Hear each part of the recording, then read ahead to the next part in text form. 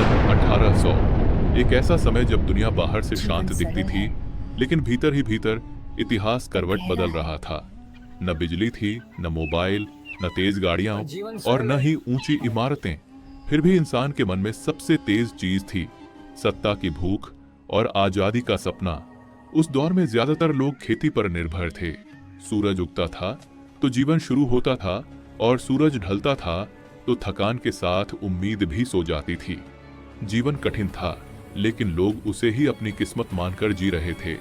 Europe में राजा और साम्राज्य अपनी सीमाओं के लिए लड़ रहे थे।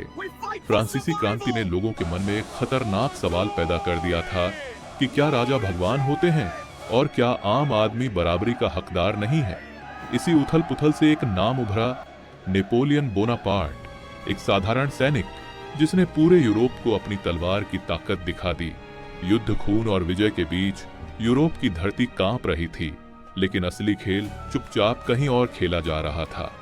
हजारों किलोमीटर दूर भारत जिसे कभी सोने की चिड़िया कहा जाता था, अब धीरे धीरे एक पिंजरे में कैद किया जा रहा था। मुगल बादशाह सिर्फ नाम का राजा रह गया था। ताज था, दरबार था, लेकिन सत्ता हाथ से फिसल चुकी थी। मराठा, सिख और राजपूत अपनी अपनी सीमाओं में ताकतवर थे, लेकिन आपस में बंटे हुए थे। इसी बिखराव में एक व्यापारी ताकत उभर रही थी, ईस्ट इंडिया कंपनी।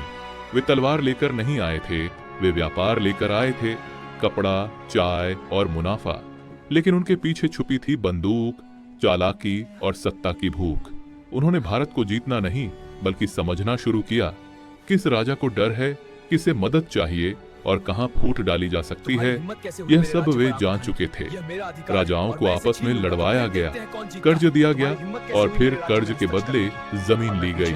बिना किसी बड़े युद्ध के एक पूरा देश धीरे धीरे गुलामी की ओर बढ़ता चला गया। उसी समय दुनिया में एक और क्रांति जन्म ले रही थी, औद्योगिक क्रांति। भाप की मशीनों ने इंसान के हाथों की जगह लेनी शुरू कर दी। गांवों की जगह शहर बनने लगे और छोटी दुकानों की जगह बड़ी फैक्ट्रियां आ गईं। इंसान का काम तेज हुआ, लेकिन इंसान की कीमत कम होती चली गई। सन 1800 में जीवन आसान नहीं था, लेकिन सपने जिंदा थे। किसान मेहनत करता था, राजा